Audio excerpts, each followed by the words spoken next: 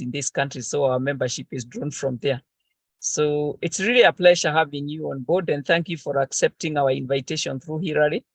So we'll give you the remaining time. I know you have quite a lot of work. I wish I could pass you a glass of water virtually. You have quite a lot to explain to the members. So meet some of the members of ASNET, but you also allow other private sector players to come on board. So you're welcome, and it's your time now. Thank you very much, Agatha. Thank you, Eda, as well, and good morning, everybody. So I'll just share my screen. So can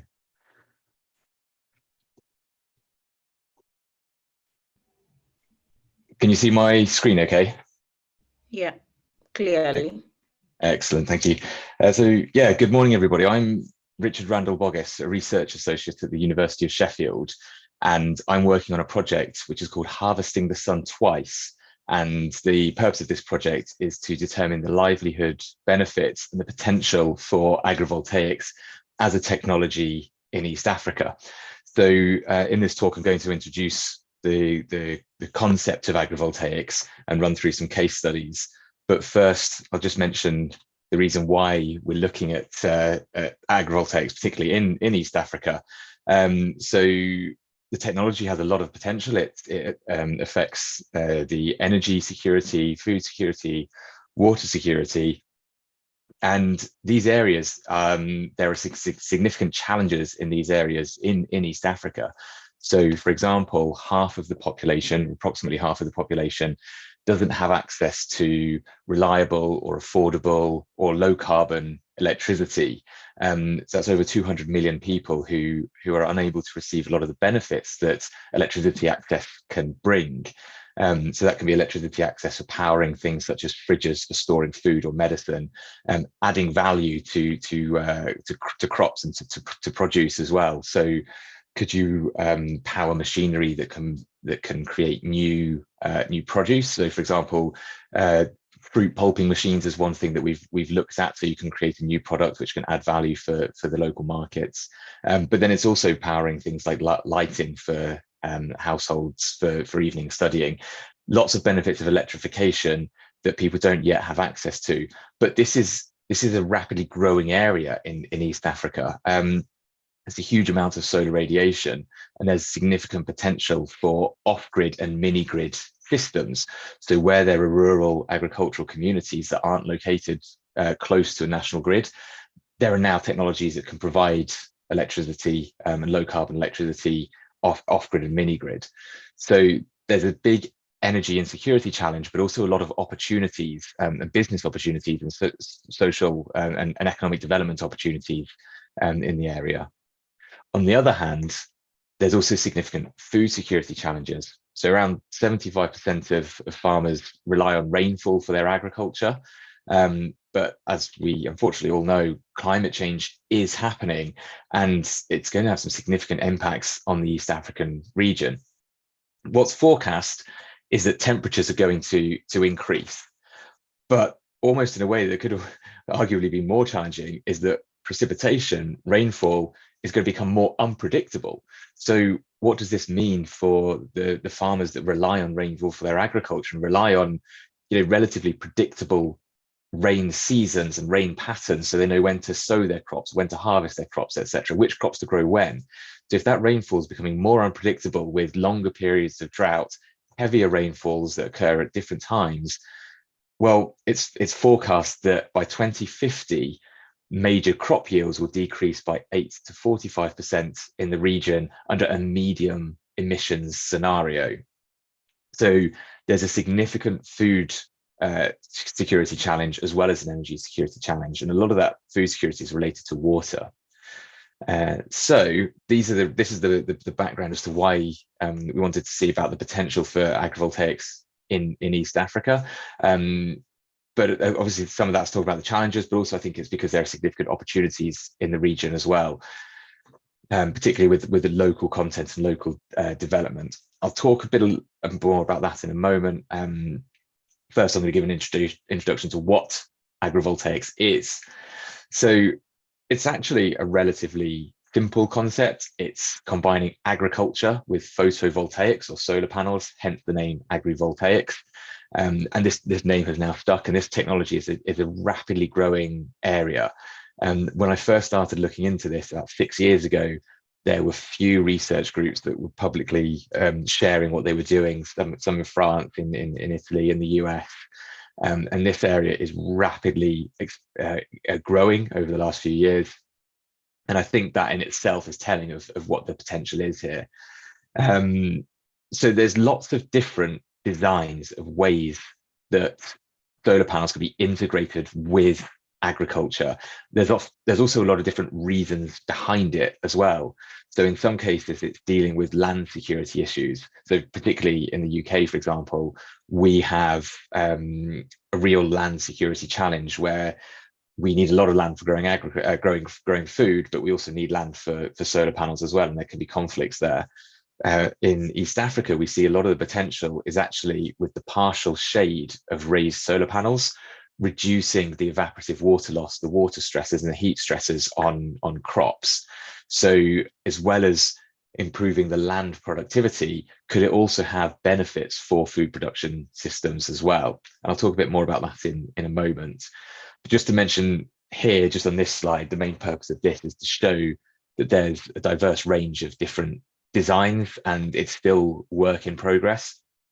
But one thing to mention is that it's not a case of one design fits all. You have to design the agrivoltaic system with the local context in mind. So what are the local environmental conditions? What's the local amount of solar radiation? Which crops are grown in the area? What's the soil type, etc.?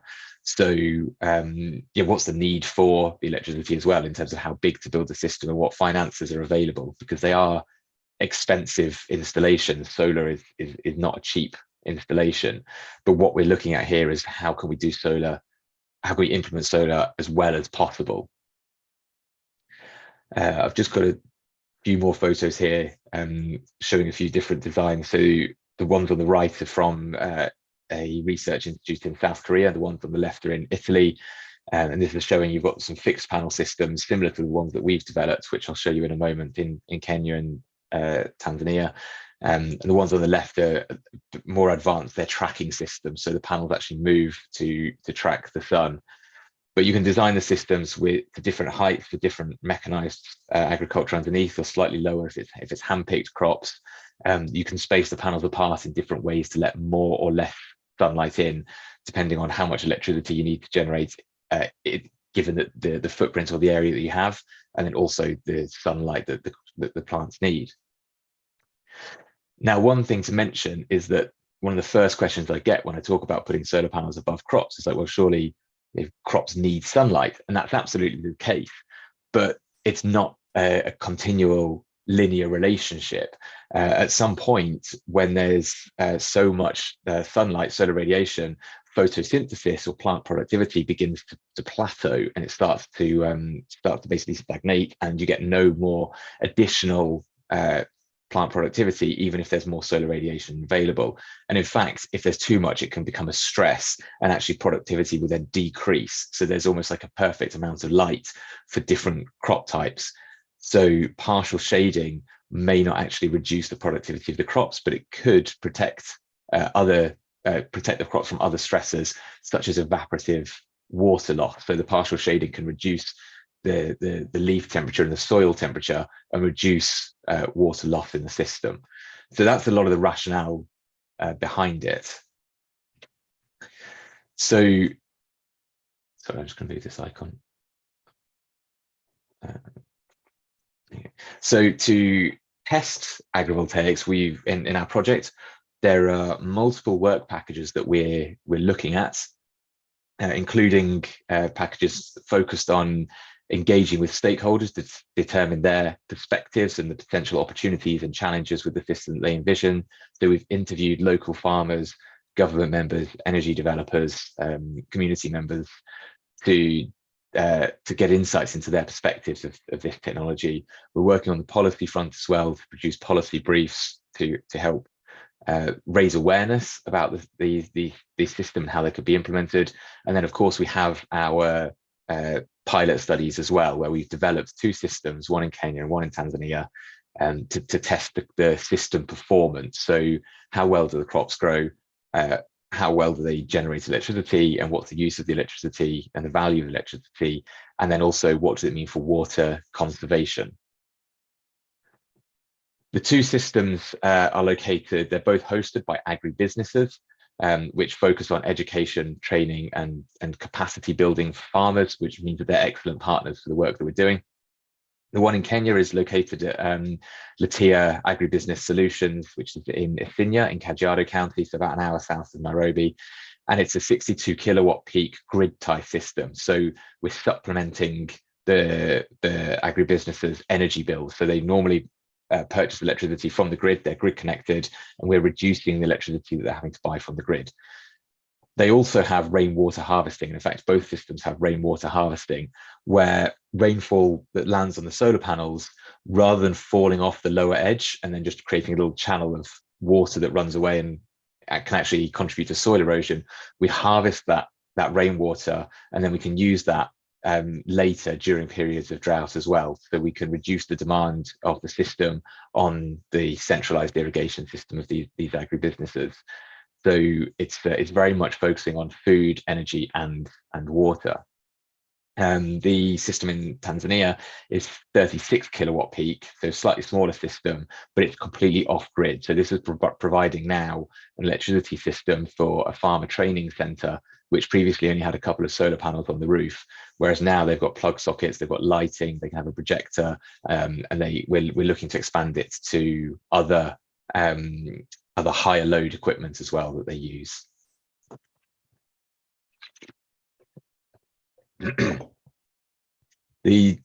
Both systems have a 50% panel density.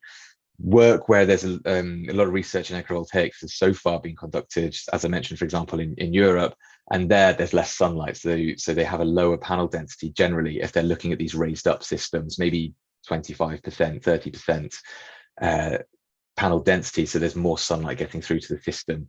But given that there's plenty of solar radiation in East Africa, and a lot of the challenges are related to the temperature and water stress, we've gone for a higher panel density here. So I'll just quickly mention the system that we've got in Kenya, but today I'm going to be presenting the results from our experiment in Tanzania as well, because I've presented previously on the Kenyan results. But here you can see the process that we've gone through and the development of the system, what the system looks like. You can see the panels raised up above successfully growing crops, which is absolutely fantastic. We've got the rainwater harvesting system, and this is saving the farm about $550 US dollars equivalent a month in their energy bills. So it's not an insignificant saving that they're making with this system on their monthly outgoings into the energy bills. So that's it's working from an energy front. They've got lower irrigation consumption, around 30-35% lower irrigation consumption, and we've had varying crop results. But for example, some of them, where, for example, the cabbages that you can see in this photo grew about, I think it was 24% larger in terms of weight and diameter underneath the shade of the solar panels compared to the open field control plot behind. So in the photo where you can see the full system, you can see behind it, there's a control plot where we're growing the same crops and with the same management system. And that's how we can determine what the impact on the crops is as well. But as I mentioned today, I'm going to present the results from Sustainable Agriculture Tanzania. This is located in Morogoro, so about four and a half hours west of Dar es Salaam. And here, this is the off-grid system. So I'm going to present the results from first two growing seasons. So the first one we grew Swiss chard, sweet pepper and onion. The second one we grew beans and maize. I'll also present some of the environmental results on soil moisture content and PAR, and of course the irrigation consumption, which is one of the crucial matters for security for farmers in the region, and then a little bit about on the electricity consumption generation as well. So just to give you a bit of context of what the system looks like, this is some drone footage taken by Chloride Limited were the solar developers who built this system. So our project, it was very important that it was developed with local stakeholders and a lot of local content and co-design. So this was developed by a Kenyan-based solar developer, and the farming experiments and the operation of the farms were all run by the local farmers as well. So a big part of this is that when this project ends, we're hoping to empower local stakeholders to be able to take this system forward, create new businesses around this area as well. I mean, we're having this webinar, it's showing that there's clear interest in this technology. There's a lot of challenges to overcome, primarily the high installation cost, but as well as the high installation cost, there are also policy aspects to it as well. So for example, can the electricity be sold back to the grid as an additional income? Is there policy to support that or not, or is the electricity kind of just wasted if it isn't consumed by a grid tie system like in Kenya? But so there's a lot of challenges to overcome, but I think there's also a lot of opportunities, and I often actually get contacted by just a local independent person, perhaps somebody who's graduated from a university, and they say they want to set up a new business in solar and they're particularly interested in agrivoltaics. So I think there's a lot of business opportunities around this as well. Solar panel prices have generally been decreasing over the past just over a decade, but of course things have changed now over the last year, and prices are going up again. But I think that there's a direction that we're moving in, and for low carbon renewable electricity that provides off-grid and mini-grid solutions, then solar mini-grids definitely have huge potential in the region. So I'm going to jump straight into the results now. The most exciting part of this, and as you can see, these are the results from those first 2 growing seasons at SAT. Now these results are really quite interesting, and each one of these tells a different story. One thing to mention first is that these data are just from one growing season. So we could conduct the exact same experiment at the exact same time of year the following year and get different results. So it's important that we're just continuing to build more and more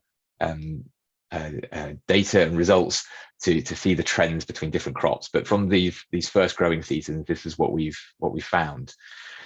The beans are an especially interesting one, and I'm going to talk a bit more about the beans later, actually, in a bit more detail. So I'll come back to the beans on I think it's the next slide.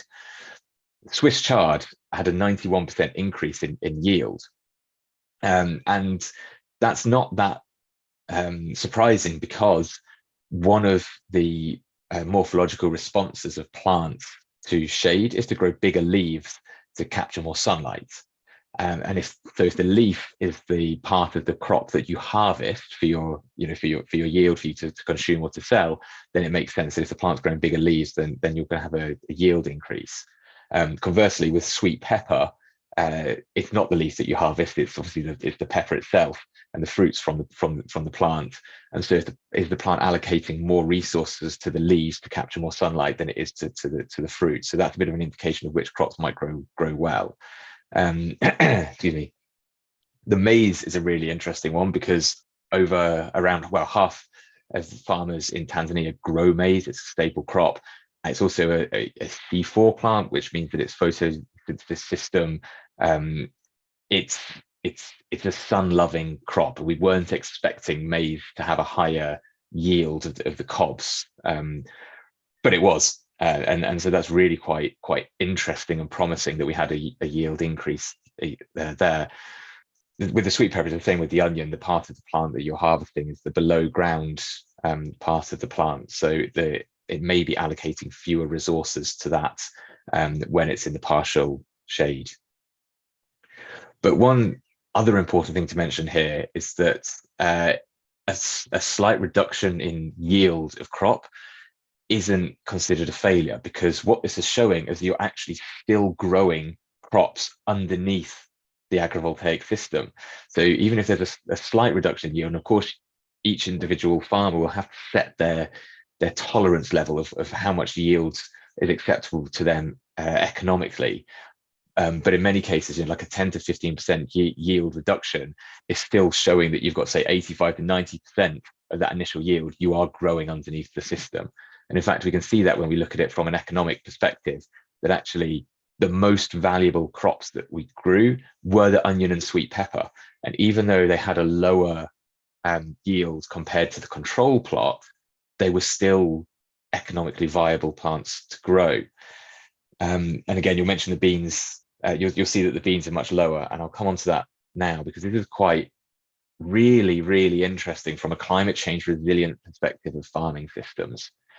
So what we found was that when we grew the beans, and the farmers said that they wouldn't typically grow beans in this area at this time of year, then the area went through a prolonged hot and dry period, and the beans didn't do very well. In fact, many of the bean plants died off, and you can see that in this graph. But more plants in the control plot died off compared to the agrivoltaic system. And what this could mean is that the solar panels are creating a almost like a protective growing environment. And so when we're talking about climate change making systems more unpredictable, will we go through another long hot period of high temperatures and drought? What will that mean for the crops? Well, it could be that the partial shade can just create a bit of a buffer and fewer plants die off. Another example of this was seen in a research project in the Netherlands, I think it was, where they were growing raspberries. And in one growing season, the raspberries under the agrivoltaic system had a slightly lower yield compared to the agrivoltaic system, compared to the control system. But then a following growing season was a heavy hailstorm, and that wiped out the control plot, but it didn't wipe out the agrivoltaic system.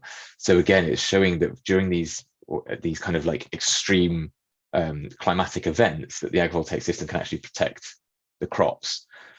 So this was really interesting, not just from a food production perspective, but and not thinking specifically about the bean, like the yield, but actually what could it mean with the bigger picture? What can it mean for other crops and for climate change resilient systems? Another thing that we found was that the bean pods themselves were longer and heavier. Now, this is particularly interesting because those longer and heavier bean pods are more marketable. They have a higher value and they're more desirable. So SAT, Sustainable Agriculture Tanzania, they grow organic crops, they sell them in their organic food shop. And what they've said is that the customers prefer to go for the bigger bean pods. So the beans that were produced were also kind of more desirable as well. We found something similar with the Swiss chardleaf. As I mentioned, essentially the leaves were larger and heavier. So they were longer, they were wider, they were heavier. The next question, which we would like to ask, is what's the nutrient content of the leaves? So are they larger but less nutritious? We don't know. So the next thing to find out is what's the nutrient content, the nutrient density of these larger leaves. But ultimately, the yield was increased. Just to mention, so AV stands for agrivoltaics. And when I say AV gap or AV panel, that's referring to something that was collected either directly below a solar panel or sorry, I'm just getting some feed. Yeah, that's stopped now. So plants either directly below a solar panel or directly below a gap between the panels. And what we found was that there were no significant differences, or slightly significant difference with the width, but essentially between the gap of the panel. But it was definitely smaller and lighter in the control plot. So that's an insight into some of the food aspects of it. The other thing is that we found is that we were using less irrigation for the system as well. So overall, there's around 14% less total irrigation consumption for on the plot. We used 3.4% of what was irrigated came from the rainwater harvesting system. But that's not to say that's the total capacity, that's just how much was used. So there could be more water still in that storage tank. But that's just to show that some water was coming from the rainwater harvesting, reducing demand on the centralized irrigation system. So there was more water available for the other plots, for example. And ultimately, this could mean for farmers who don't have such irrigation systems, that the rainwater harvesting can contribute to it, and also that less water is needed. So one of the things that I looked at, and I've only just done this analysis quite quickly, is what's the efficiency of the irrigation that goes into it. I put water use efficiency in quotes because that does mean something else from a plant physiology perspective. We're not talking about it from that like very specific perspective, but this is more how much irrigation and how much rainfall has gone into the system. It's a fairly crude analysis, it needs refining, but what I did was basically I took the precipitation for the control plot, because we have a 50% panel density, I halved that precipitation for the agrivoltaics plot. Though of course some was used in the rainwater harvesting, so I will need to factor that in, but it was, as you saw, it was about 3.4%. And then also how much irrigation has gone into the system, to then compare that with the yield outputs, and we could then get an indication of how many litres go into producing a kilogram of the crop. Of course, the beans, it's very high because we had such a low yield, because many of the plants died off. So our kilogram yield was fairly low for the beans. But this gives you an indication to show that generally you get more yield for less water with some of the crops, not with all of them, of course. So for example, the sweet pepper and the onions, that's not the case. So just to mention, we also looked at some of the environmental conditions. So we looked at the soil moisture within the plot, and as expected, the soil was driest in the control plot, then underneath a gap between the solar panels, and it was wettest directly underneath a solar panel. And this is an interesting result because it shows that there's more water being retained by the soil, but it also shows a bit of a challenge because there's also a significant difference between the soil underneath a solar panel or underneath a gap between the panels. And what the farmers were saying to us is that if they irrigate just right for the crops underneath a gap, then the crops underneath the solar panel had too much water because there's less water lost there, less evaporation. But conversely, if they're irrigated just right for those plants underneath the solar panels, then the plants that were underneath the gap between the panels, the soil was drier there because there was more direct solar radiation coming in during the peak of the day. I'll just mention the reason why we've designed the system to look like this, which looks a bit unconventional, is so that we have gaps between the solar panels, so that when the sun moves across the sky throughout the day, the bar of shade moves over the crops. So we still have the system, we're in the southern hemisphere here, so the system is pointing towards the north, but as the sun goes from east to west, the shade underneath moves across the plant. If we designed it in a more conventional way of a row, that basically the array of solar panels being like a wide array, then with the gaps in between those, then the crops underneath the panels would be in shade for the majority of the day, and conversely the crops and the gaps would be in direct sunlight for the majority of the day. So we've done this as one way, and there are other ways, but we've done this as one way to try and distribute the solar radiation throughout the day for the underlying crops. And I think this photo here is a really good image to show what it's like on a sunny day, how you have these differences in the shade, and you can imagine as the sun's moving throughout the day that those patches of shadow move. Just to quickly mention this, we've also recorded the PAR, the photosynthetically active radiation, so the radiation that's used by the plants for photosynthesis. And we can see that, again, as expected, there was the greatest amount of solar radiation of PAR in the control plot, then followed by the gap between the panels, and then it was lowest underneath the shade of the panel. But of course, this depends on the time that it was measured. I've just kind of like crudely split this up into morning, midday, and afternoon, which is when these data were recorded as well. So on the electricity generation front, the system is generating around $230 equivalent a month of electricity for the farmer training center, and the farm training center is consuming about 55% of that. So there's actually more electricity that could be used, so we could start connecting higher load equipment to the system as well.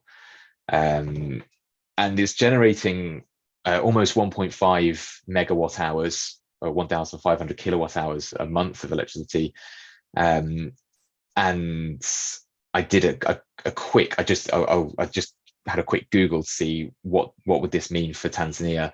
And looking at the average household consumption, that's enough to power about 160 homes based on the average household consumption.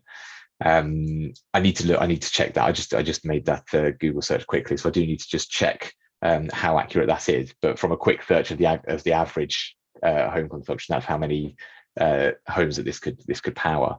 And you can see that there's the slight peaks and dips in the generation depending on the amount of sunlight at that time of year.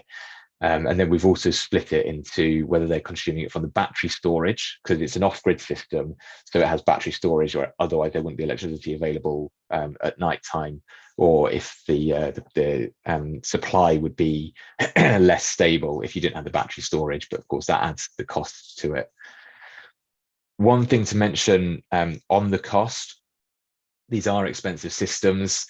In Tanzania, electricity is cheaper than in Kenya. So in Kenya, the savings can be much more worthwhile because of the higher cost of electricity. So if you're reducing your electricity bills from the grid, then the saving portion is greater. So your payback period is lower. For Tanzania, the cost of electricity isn't so high. So actually it takes longer to pay back the installation cost. Now, we did some crude analyses based on some of the initial crop results and costs, and found that it would take about 15 years to pay back a conventional ground-mounted solar park if it were just to be implemented normally on the ground without agrivoltaics, or 12 years as an agrivoltaic system. Which is still a very long time, but it does show that if you're looking to develop solar anyway, then the agrivoltaic option could be the consideration. The next question is who's going to be implementing this? So who is leading the development of solar mini grids? So not just agrivoltaics, but who's developing solar mini grids in the region? And could they then look into agrivoltaics to consider them as an alternative where there's fewer demand on there's less demand on irrigation, and there's the potential for additional value from crops being grown underneath, as well as the added value of the electricity could bring to the farming system. For example, as I mentioned earlier, powering refrigeration to store crops for longer and reduce yield losses. So that's another big aspect. Again, if it's reducing yield loss, whether that's from in the fields or from further down the value chain.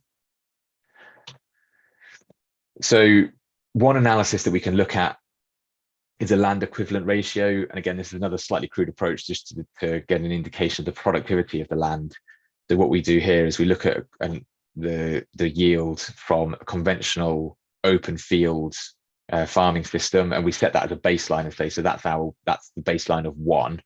And the same with conventional solar. So what's a ground mounted solar park generating and its cost, etc. You can look into it that way. And for this, I looked at Garissa Solar Park, which is the largest solar park in Kenya. And that sets our baseline for energy for a conventional ground-mounted solar system. And that's the baseline as 1. So the productivity from that land is 1. Now, if you combine the two and you consider overall, there's a slight reduction in electricity generation because the panels are slightly further apart compared to if they were developed only purely for electricity generation, but also from our results overall, there's an increase in food productivity, and you combine those together to see that the productivity of the land has about an 86% increase in productivity of the land overall. So we're getting more out of this area of land.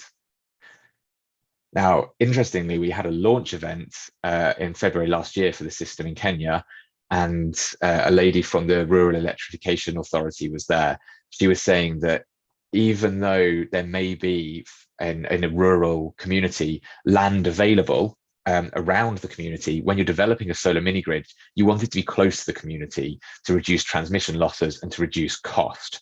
So even if there is land available rurally, they often are still having to acquire land, secure land in a deal with a local farmer. So can we put the solar panels on your land for the mini grid?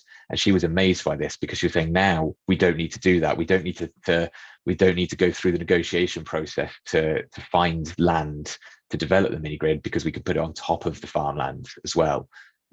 So there is definitely interest there, even from a land security perspective, as well as the other benefits that I've mentioned. So just to summarize this aspect of the talk, the Sustainable Agriculture Tanzania results. So with all crops grown were economically viable.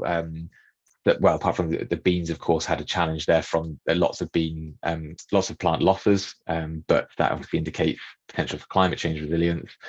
Some yields were improved, so actually the partial shading improved the crop yield, and all of this with less irrigation, which is very important as well. But we may need to design like a bimodal irrigation system where, for example, the drip irrigation system, slightly more water is released for underneath the gap between the panels.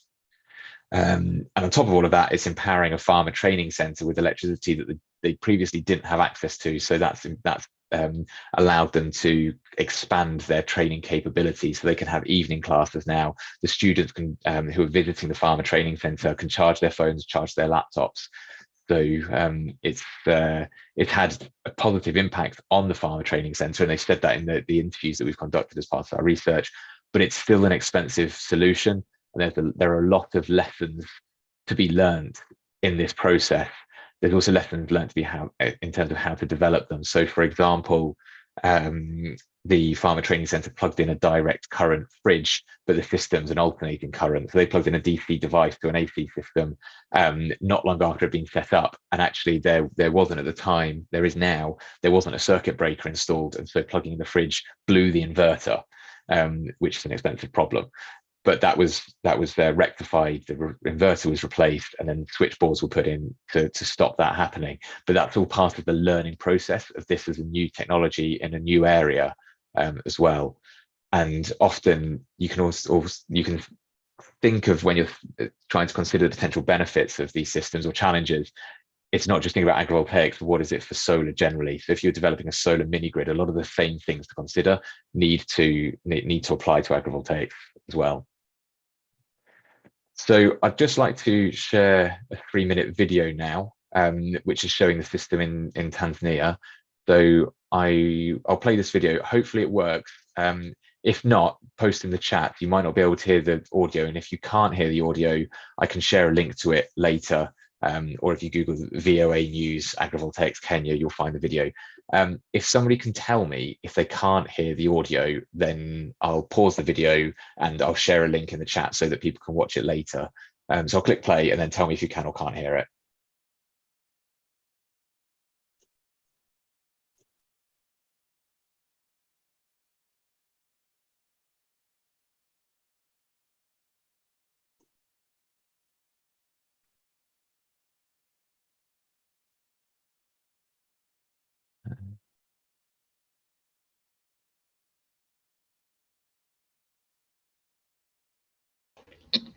Hi, Richard. Does it have a sound?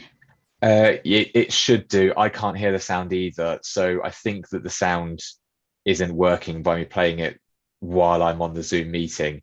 So Okay. what I'll do is, once I've finished my presentation, which I've almost finished with now, I will share a link in the chat so that people can watch the video separately.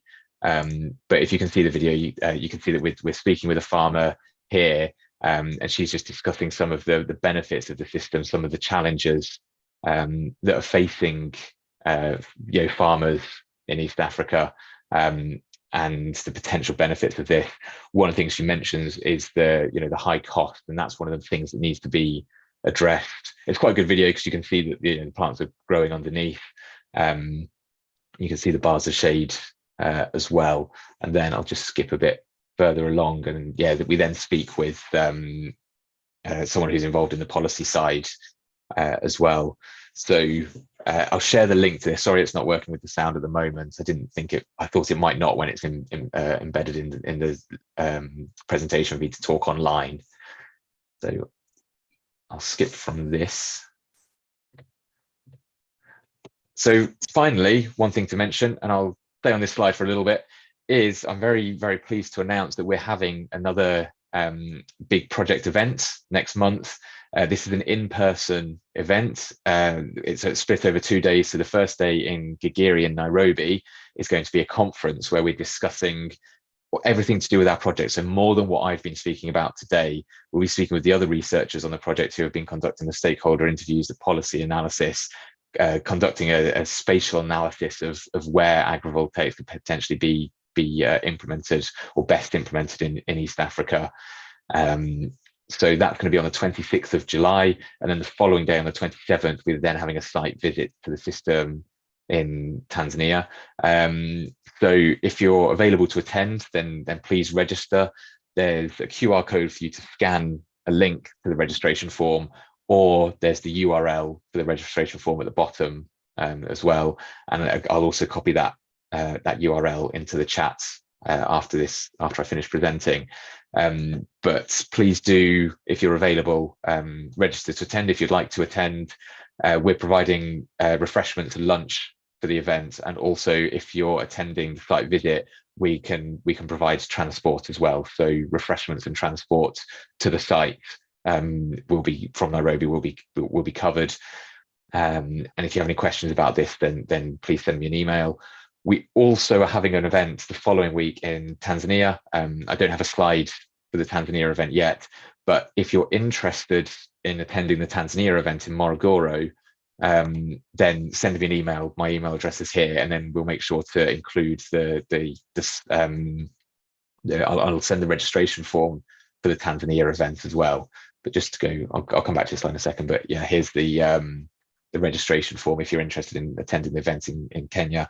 And could I also ask as well to please share this information as well. So if there's anybody else you'd like to invite, then please do share this form with them, and do also register, because we need to know that for how many numbers to prepare for. So if you're interested in going, please do fill out the registration form so that we know how many numbers how many people to prepare for. So that's the potential of Agrivoltaics event. This has been an introduction to both the technology and our first results from Tanzania. Sorry, it's a slightly blurry photo, but this was when I visited the site just after it had been implemented. If you have any questions at all about agrivoltaics or about attending the event or anything I've presented on, then I look forward to hearing from you now to discuss these aspects. So we've got a little bit more time for discussion now. So I'm going to stop sharing. I'll just quickly share the links to the video and to the registration form, and then hopefully we've got some time for a Q&A if that fits in with the plan. Thank you very much. Thank you very much, Richard, for that very detailed presentation. And obviously we can see a lot of opportunities in agrivoltaics. Kenya has been dealing with issues of land productivity. And from your presentation, we can obviously see that there are opportunities for increased land productivity, not to mention the increase in yields in some of the agriculture value chains. And I think this is very much in line, not just with what the private sector is doing, but also the current government policies of looking at ways of increasing productivity for both the large scale and smallholder farmers in the country. I have learned a lot personally. I didn't even know that there is agrivoltaics for livestock, which is quite good. And thank you also for inviting this team to the upcoming events at Gigiri and also at Isinya, the site visit, and Tanzania as well. I think for us, because we are, especially in Kenya, it's nearer for us to actually access Isinya, not far from here. And neither is Gigiri very far. And yeah, so like Richard said, I think having listened to the presentations and the case studies that detailed presentation members, I can ask you now to, it's time for discussions. I had requested if you have any question, you can put it on the chat, but that does not stop you from raising up your hand, so you'll be able to see it and allow you to ask the question. And in the meantime, I have also put in the chat that you can register. We need to know you, and we also need to keep in touch. Please put your name down on the chat and the organization that you represent and your email address, so that we can also be able to reach you later. So I'll stop there and open the discussions for any questions. Please, you can put up your hand if you have a question. Maybe before the members start asking questions, I can ask mine. I'm interested in the costs, especially for smallholder farmers in this country, because I can see this as a very good opportunity for a smallholder farmer having access to power, which is not common in the rural areas, electricity, and at the same time, an opportunity for increased production at farm level, and hence income and employment. So maybe you can tell us what the costs are, especially for smallholder farmers who are doing an average of between 2 to 5 acres in Kenya. Yeah.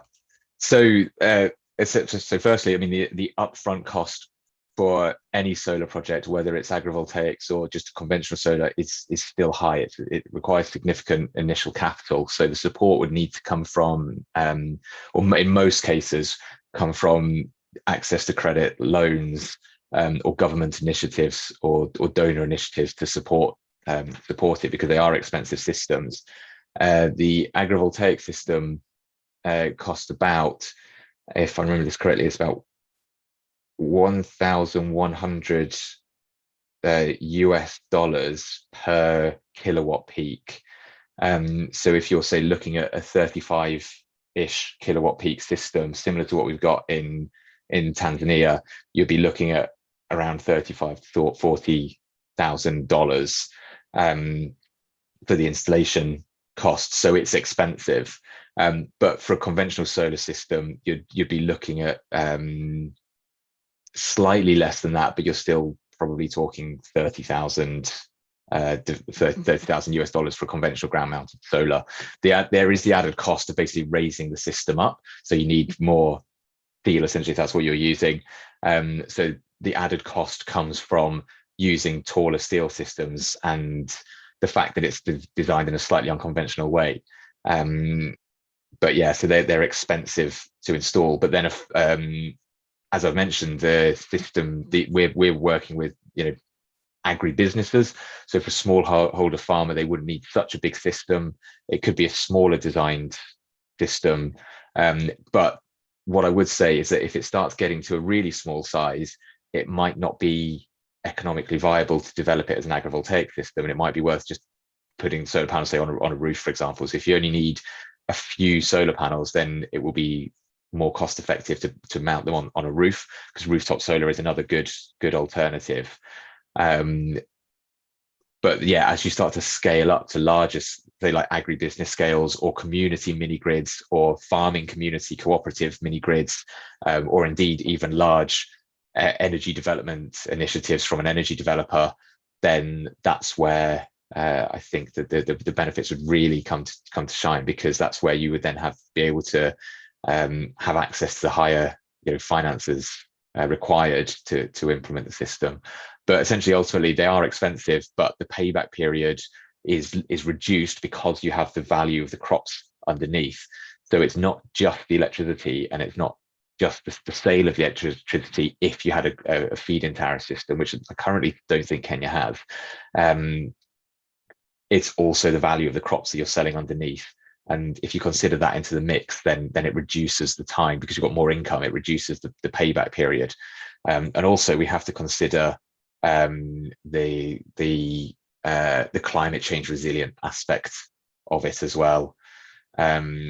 So it may be a case of, like, as I mentioned, some crops are getting wiped out by extreme climate events. And if you can protect from that, then there's a really significant benefit for the livelihoods for farmers. Yeah, thank you. So thank you very much for the response. Members, if any question, kindly, you can raise it. So I have a question for Richard. My name is Peter Njonjo from VegPro. Hi, Peter. Hi, Richard. So, Richard, I'm just trying to understand what the return on investment would be, especially when we are talking about the payback. Yeah. Yeah. Do you have a number in mind, or how do you, validate this? Thank you. Yeah, sure. So we've only got the initial data from a few growing seasons. So any numbers that we currently have could vary when we get the next set of data in, for example. So as I mentioned, things will change depending on the growing season. So we've only got initial results. The payback period from the system itself in terms of the cost is easy to know in terms of how much the cost goes into the system, and to calculate the value of the electricity, but it's the crops which we need more data on. But initial analyses was showing that the payback period in Kenya was from around 7 years for a conventional ground mounted system, or 5 years for an agrivoltaic system. And for Tanzania, it was about 15 years for a conventional ground mounted system, or 12 years for an agrivoltaic system. So there is an increase in the return on investment. In terms of percent, I'm just trying to think off the top of my head with those numbers quickly. But I think the return on investment was around, in Kenya, it was somewhere around, I want to say either 3.4 or 4% return on investment. It takes a while to pay back because of the initial costs. But yeah, in Kenya it was, I believe, 7 years for conventional, 5 years for agrivoltaic system, and then in Tanzania it was 15 years for a conventional solar park and 12 years for an agrivoltaic system. So I hope that answers your question in terms of the payback period for them. Yeah, Richard, look, thank you so much for that, and also for sharing the next steps. I've registered, so Excellent. Looking forward to touch base. Thank you so much. I look forward to meeting with you. Thank you, Peter. Thank you. Thanks.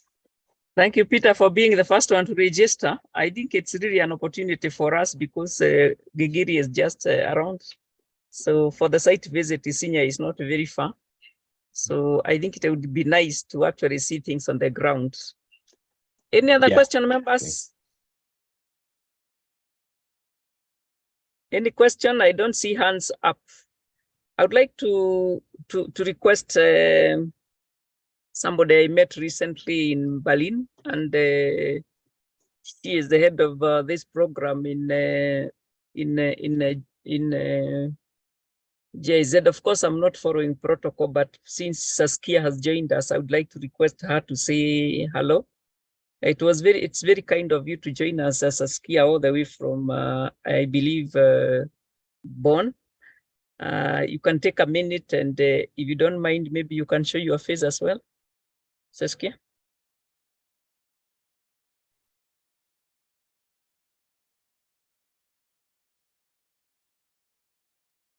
Yeah, looks like she may not be following. So I don't know whether we have any question. Any other question, members? You can put up your hand up. I don't want to close anyone. Yes, Boniface. My name is Boniface from Royal Flora Holland. I'm from the floriculture sector, but previously, I've worked in the vegetable sector. Just a comment there, maybe 2 comments. First of all, it's really a very good thing. I've picked up the advantages of the installations and the harnessing power and all that.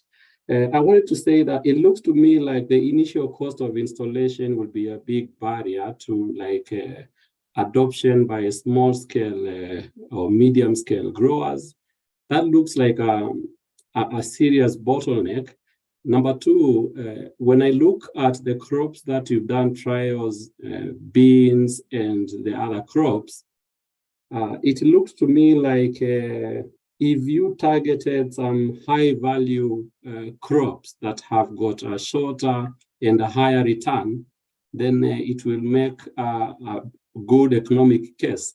Here, I'm looking at things like herbs that are picking up very much in Kenya, and the value is, these are export crops. And have you done anything around herbs and flowers? That would be my question. And do you think there is opportunity to apply this technology with flowers, herbs, summer flowers that are grown outside, not under greenhouse, or even flowers? Have you thought along this line? That's my question. Thank you. Yeah, thanks very much. And that's a really interesting question. It's something that we've considered. So for example, strawberries are a crop which is quite high value. So we've considered, could strawberries be grown? So that was something that was discussed with the local stakeholders as a high value crop. And yeah, I mean, because soft fruits, soft berries, we think will do quite well with the partial shading of the solar panels. So that's another, that is something that we've considered, and we'd like to test at some point. In terms of flowers, I mean, that's a really interesting area, because again, you're looking at the kind of like, you know, ornamental high value crops, and that would be another interesting one to study. We haven't done that with our project because we're focusing on farmers that are growing kind of crops for food crops.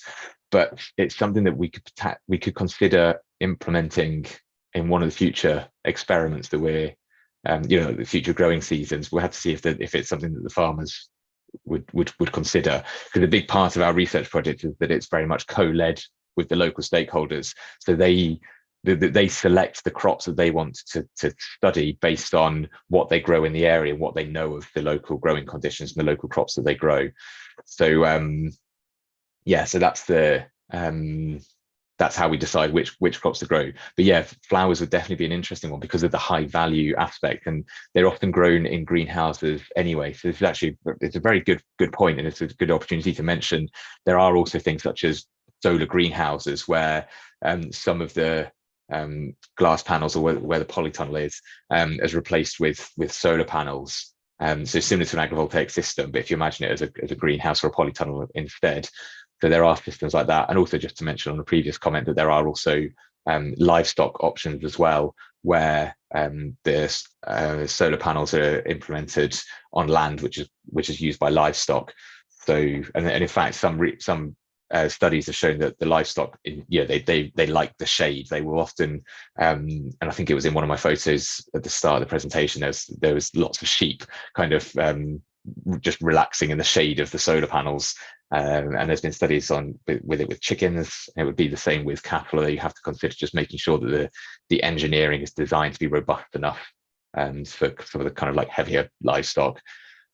So it's something to consider. Not something that we've done, so we haven't looked at it, but there's definitely an interest in that area, given that the value aspect.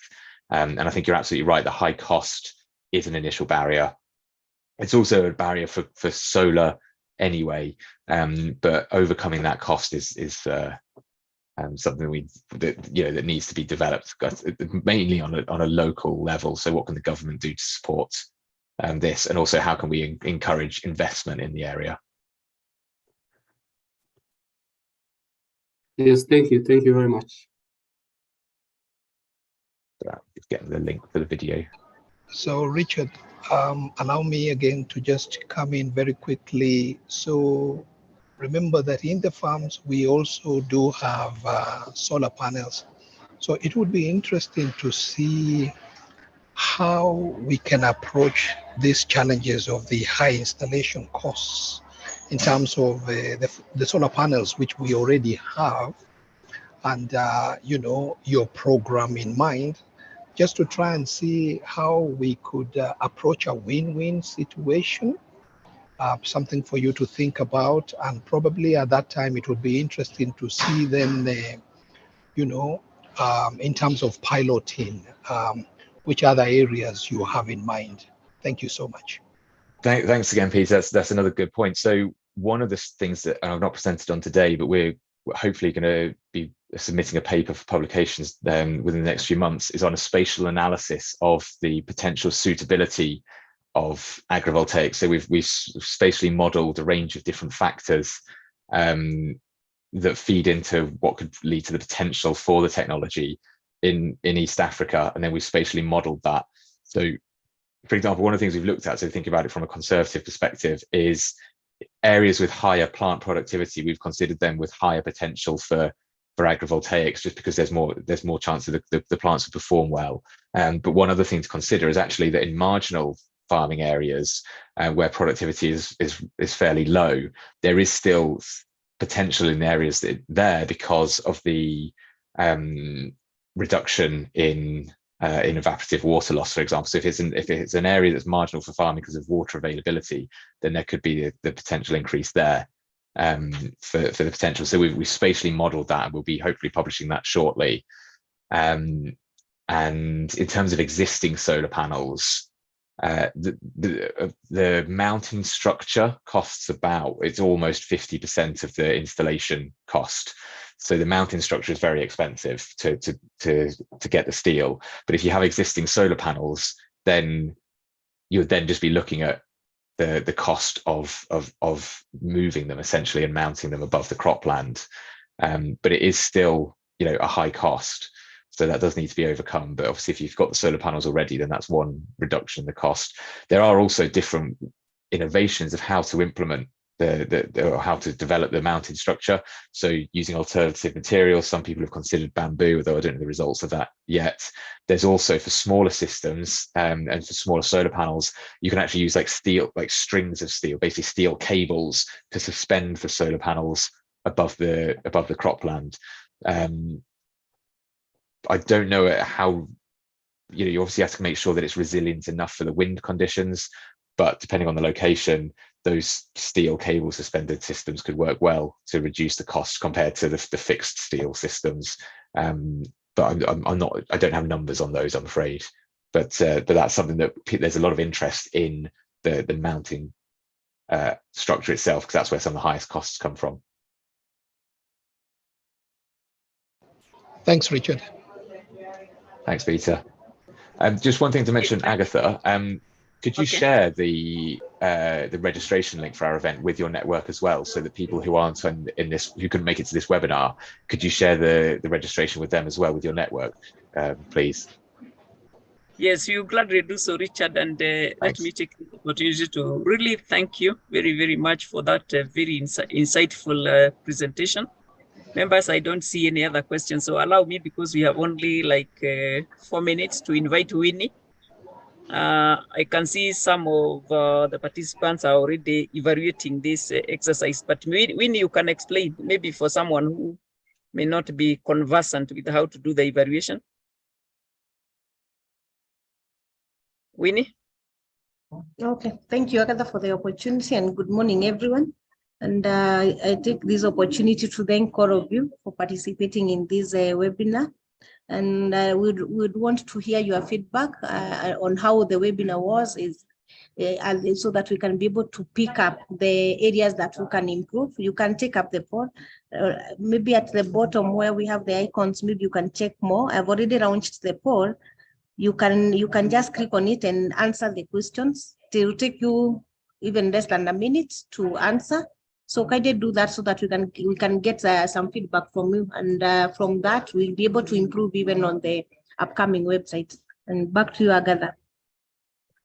Thank you very much. We have Miriam with us. Miriam, I don't know whether you are there, and I'm taking you by surprise. Professor Miriam is with us, and she is the chair of the Agriculture Value Chains Committee.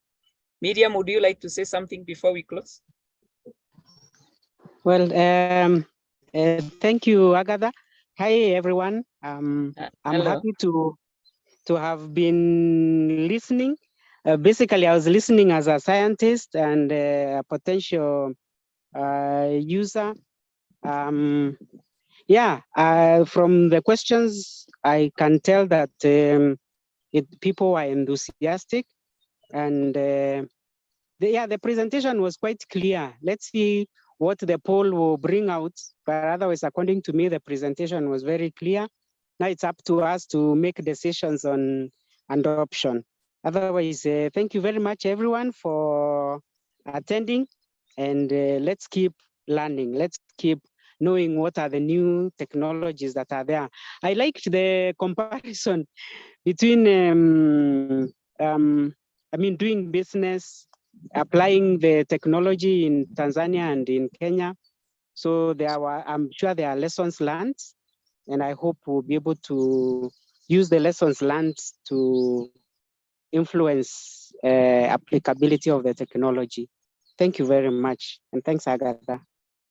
Thank you very much, Miriam, for those nice comments. And Richard, once again, thank you very, very much. And I would also like to thank the members. We learn so that we can identify opportunities in our various businesses and value chains. So learn something and also implement it. And I'm happy that I could see very good representation of potential companies that can actually take this technology up. Otherwise, we really want to thank you very, very much, participants. We are running a series, like I said at the beginning of these webinars every month, and we keep you posted in our network so that you know when the next webinar is going to take place. On behalf of the Agriculture Sector Network and the GIZ, allow me to take this opportunity to sincerely thank you very, very much. And I would also like to take the opportunity to welcome you to our National Agriculture Summit. The National Agriculture Summit takes place every once a year. And this year's National Agriculture Summit is taking place next week. That is on the 4th and the 5th of July. So please register. Winnie is going to share the links, or you can ask Winnie to share with you the link. Register for participation. It's going to take place at KICC. And it is both a conference and also an expo. And we are looking forward to meeting you there. Thank you very much. And with those few remarks, I want to wish you a very good afternoon. And Richard, thank you very, very much. We look forward to engaging you in future. And we are very, very grateful to have you. So we have the links. You'll be able to share them in our networks so that other members can benefit from this rich engagement. Thank you very much. Thanks, everybody. Bye-bye. Thank you. Bye. Thank you. Bye-bye.